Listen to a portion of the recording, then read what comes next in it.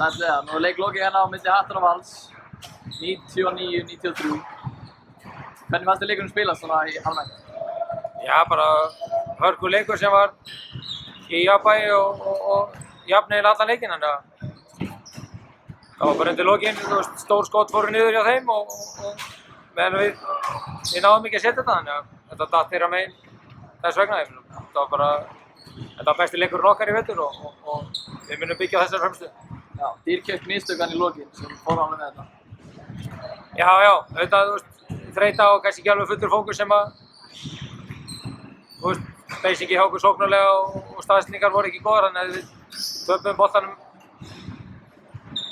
sem var frekar dýrt og gáðum þetta körfur á móti, þannig að það er bara, það er ekkert að hanga í því, við bara þurfum að taka þetta jákvæð og halda áfram að bæta okkur leik eins og við höfum verið að gera hratt á síðustu dögum.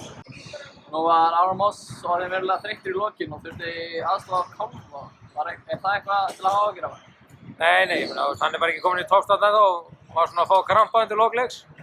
Búinn að standa sig frábærlega í dag og bara var mjög þreyttur en hann er þvílíkur fighter og hélt áfram en okkur vantaði bara orku á síðustu metrunum. Það var kannski það sem aðeins óttaðist ef við fórum í framlíkinguna að við myndum verða bensínlausir en við börðumst alveg eins og við gátum og ég held að við höfum skilið mest allt eftir þetta á vellinum og ef við gerum það í hverju umferð þá verð ég bara ánægður.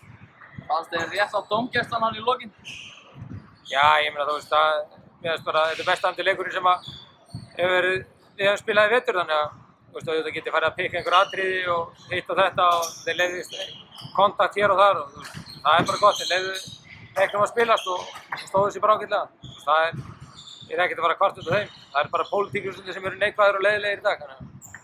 Glæsilegt, takk fyrir þetta.